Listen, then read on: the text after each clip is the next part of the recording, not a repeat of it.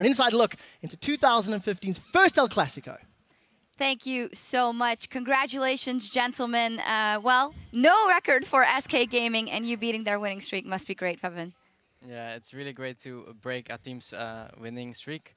It just feels so good to win, and with the other wins, I felt like not that happy, but after we won this game, I felt really happy.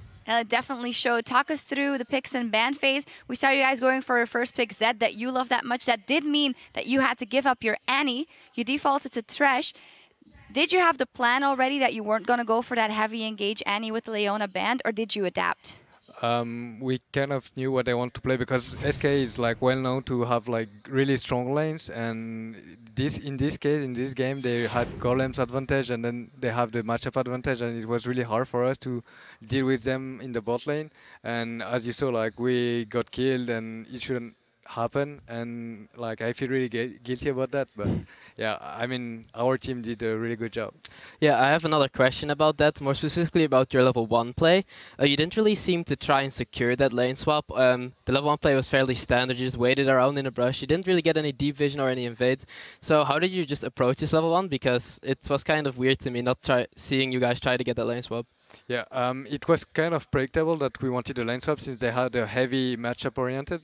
But I'd say we wanted to get Huni ahead, and we know that he's going to do a good job, and we can rely on that. But at the same time, it puts us behind, and we have to play from behind like a lot of games. But yeah, that's how we do it. Okay, so another question. You did get ahead in the mid lane. When you got that double kill, that was really good. And then you still gave up the first dragon to over to SK. So was that an oversight or was that more calculated? We wanted to catch up with some farm because Corki was like really behind, and we were ahead on the other side of the map, that's true, but we wanted to capitalize on Annie roaming because she buys mobility boots, but at the same time she runs really fast back and she killed us. So our plan was to kill Grace as too, but it backfired. Yeah, it backfired that moment, but as you touched on already, Febivin, you're on your Zed, you love that champion, and then this happens. Let's pull up the replay where you guys are able to get an advantage very early in the game. If we take a look at that replay in just a second, walk us through what happens here, because it is eventually seems like the junglers are going to clash, but it's you that comes out on top. Basically, I know that Reignover had first blood, so Fox was not full mana, and I knew that we would win this 2v2 no matter what, because we also had teleport advantage. Yeah. Well, there, a nice double kill, solidifying that early lead for you guys. You touched on it already, the Uni teleport coming in there very early. Talk us through the decision making in that one, because that was very early. We know you've said in the past that you have some communication issues still. Yeah, he's at the right place at the right time. Well, his teleports are actually really good. You can always count on this teleport, and a Rumble level 6 is just so strong, and we knew that we could make that play and get out ahead. Yeah, fantastic by you guys.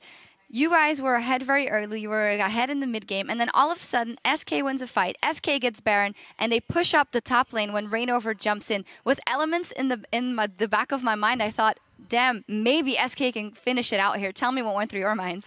They kind of hesitated. So Reignover flashed in and he wanted to engage, but he got charmed.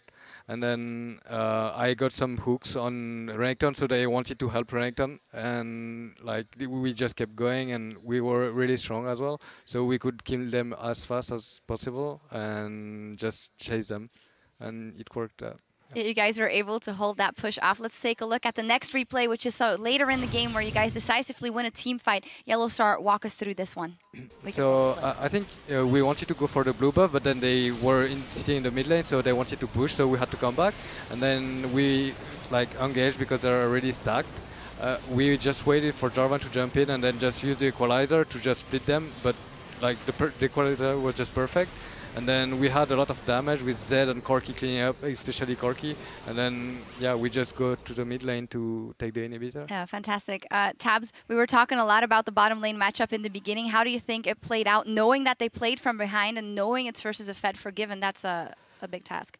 Yeah, of course. Playing against Forgiven and Narrate is never easy, and they didn't get the swap they want. They were playing with an XP disadvantage. They got very far behind early, and even when they kind of tried to come back on Forgiven when he was 1v2 in that top lane, and he came in and helped, and they did end up getting both of themselves killed.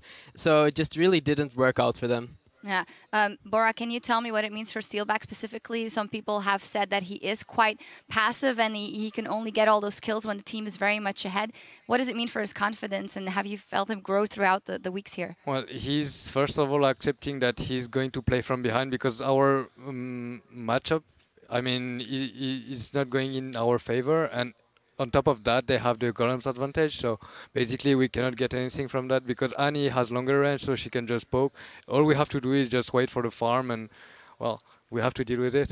You have to deal with it, indeed. Final question, Febiven, maybe for you to answer.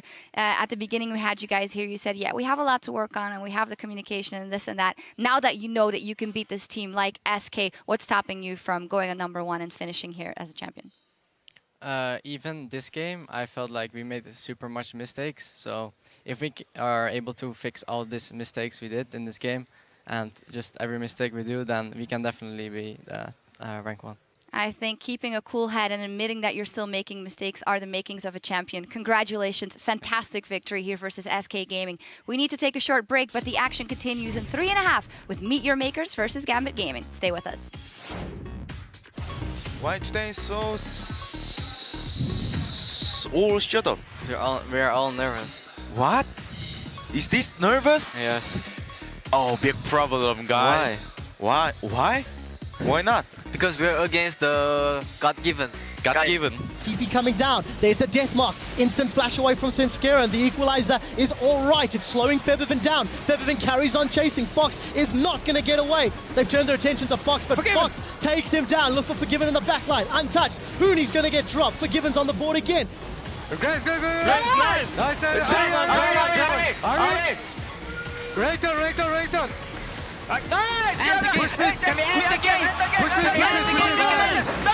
SK are fighting without ultimates. They do to get the dragon though. Equalizer comes out. It's going to split SK Gaming as Febiven splits Fox's head in two. Fnatic give SK Gaming their first loss of the 2015 spring split.